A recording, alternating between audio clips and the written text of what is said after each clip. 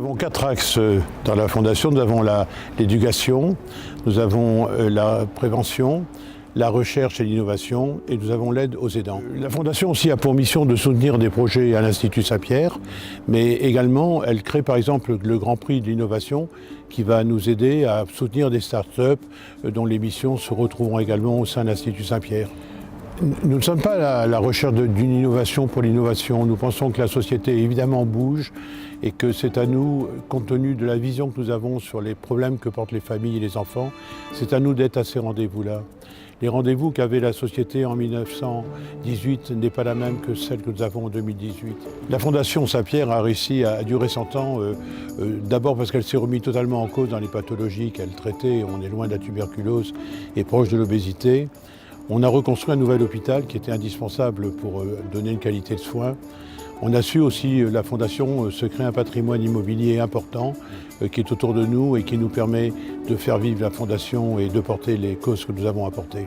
Alors, Fondation Saint-Pierre, nous avons déjà développé un parc immobilier important de 240 logements et nous sommes en train de créer une résidence service pour seniors qui verra le jour en juin 2019 et qui va nous permettre non seulement bien sûr d'accueillir des personnes d'un certain âge, mais en même temps qu'elles puissent venir près des enfants pour les accompagner dans un certain nombre d'actions bénévoles.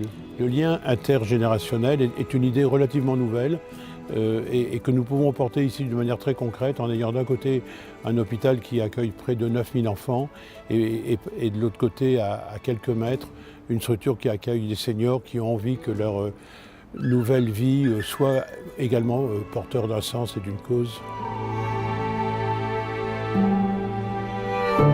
Alors, nous sommes très peu de fondations abritantes en France, on en est une, et donc si une entreprise veut venir nous trouver pour devenir fondation, elle aura tous les services que nous pourrons lui offrir de manière à ce qu'elle soit très rapidement à ce rendez-vous.